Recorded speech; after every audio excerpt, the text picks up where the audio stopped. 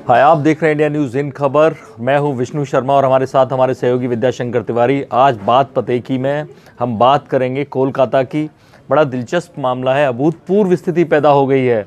एक तरफ CBI supreme court चली गई है, ममता बनर्जी धरने पे बैठ गई हैं, और जो कोलकाता के कमिश्नर थे राजीव कुमार वो हाई कोर्ट चले गए, उन्हें रिलीफ चाहिए गिरफ्तारी आदि से बचने के लिए।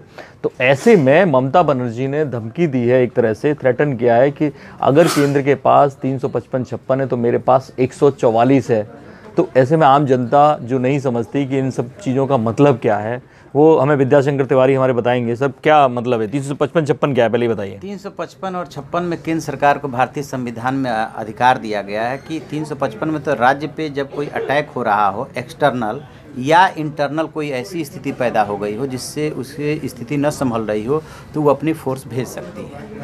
और 356 में केंद्र सरकार को ये दिया गया है अधिकार कि यदि राज्य संविधान के मुताबिक नहीं चल रहा है, वहाँ ऐसी स्थिति पैदा हो गई है, तो वो प्रदेश सरकार को बर्खास्त करके राष्ट्रपति शासन लगा सकती है। तो इसका प्रोसीजर कुछ होता होगा ना, जैसे अभी सुनने में आया कि केशरीनाथ त्रिपाठी ने कोई कॉन्फिडेंशियल रिपोर्ट भेजी है, राज्यपाल जो है वहाँ के। दोनों कार्रवाई से पहले चूंकि राज्यपाल जो है राज्य में केंद्र का प्रतिनिधि होता है और वो एक तरह से संवैधानिक प्रमुख भी होता है। तो जैसे कि राज्यपाल केशरीनाथ त्रिपाठी ने जब ये सब कुछ मामला हुआ तो रात में ही डीजीपी और चीफ सेक्रेटरी को बुला करके पूरे हालात पे चर्चा की थी, और चीफ सेक्रेटरी डीजीपी से कहा था कि हालात को संभालिए।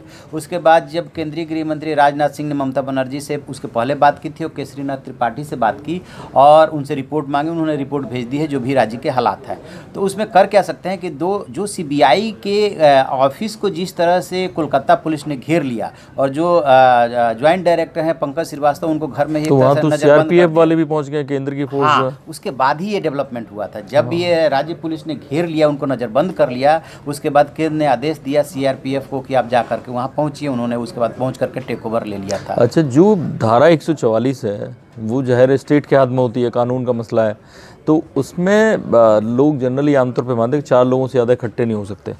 ये सब आम जनता को ये पता होता है। तो ऐसे में ममता बनर्जी कैसे मुकाबला करेगी 144 से? देखिए, ममता बनर्जी मुकाबला तो नहीं कर सकती। दरअसल ये जो कुछ भी चल रहा है, चूँकि 25 दिन बाद चुनाव की घोषणा होनी है, तो जो भी कानूनी मामला है, इसका ये दुर्भाग्यजनक स्थिति है कि ये है पूरा कानूनी मामला। सुप्रीम कोर्ट के मामले के आदेश पे ये जांच हो रही है, दोनों पूंजी घोटाले हैं उसको, और लेकिन इसके बावजूद इस पूरे मामले को सियासी बना दिया गया है। जिस तरह से ममता बनर्जी के पीछे पूरा विपक्ष खड़ा हो गया है और जो है संसद में हंगामा इसको लेकर के हुआ, तो इसमें असल मुद्दा कहीं ना कहीं गुल हो रहा है। तो वो जब गुम होगा तो सुप्रीम कोर्ट ने बोला है कि कल हम देखते हैं, और यदि राजीव कुमार के खिलाफ एविडेंस है तो सुप्रीम कोर्ट ने जो इशारा किया है उसमें फिर जो है कार्रवाई तय। 144 से क्या कर सकती है? 144 सिर्फ देखिए इसके लिए होता है कि सीआरपीसी 1973 जो 144 अधिकार देता है, वो राज्य सरकार और जो पुलिस प्रशासन होता है उसको अधिकार देता है। उसमें जिलाधिकारी एक नोटिफिकेशन जारी करता है और वो अपने जो उसके अधिकार क्षेत्र में आता है उस अधिकार क्षेत्र के बारे में ये बताता है कि 4 या 4 से अधिक लोग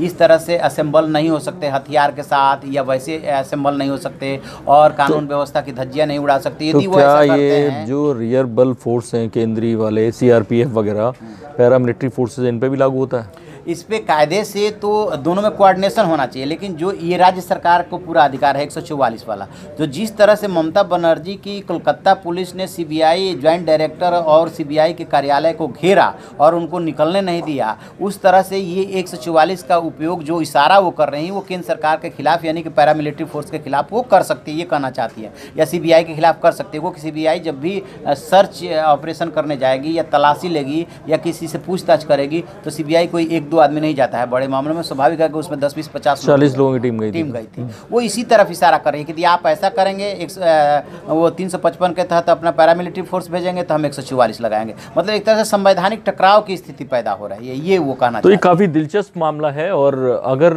ऐसा कुछ करती है ममता बनर्जी तो केंद्र सरकार 355 या 356 की तरफ बढ़ सकता है। तो ऐसे में जबकि मामला सुप्रीम कोर्ट में है, कल सुप्रीम कोर्ट में सुनवाई होनी है, तो उम्मीद तो ये की जाती है कि ममता बनर्जी भी वेट करेंगी और मोदी भी वेट करेंगे। तो होता क्या है वो सारा कुछ डिपेंड करेगा सुप्रीम कोर्ट के फैसले पर कि वो क्या रुख लेता है, वो क्या कार्रवाई के एक्शन देते हैं। और सीबीआई जो मांगे गए थे सबूत, जो कहा जा रहा था कि सबूत मिटाए जा रहे हैं या मिटाने की कोशिश की जा रही है, ऐसे कोई सबूत अगर दे पाती है उस पर सुप्रीम कोर्ट का फैसला निर्भर करेगा। तो जब भी वो फैसला आएगा, उससे जुड़ी कोई और खबर आएगी, वो आपको बताते रहेंगे। आप देखते रहिए इंडिया न्यूज़, सब्सक्राइब करें इन खबर। थैंक यू, नमस्कार।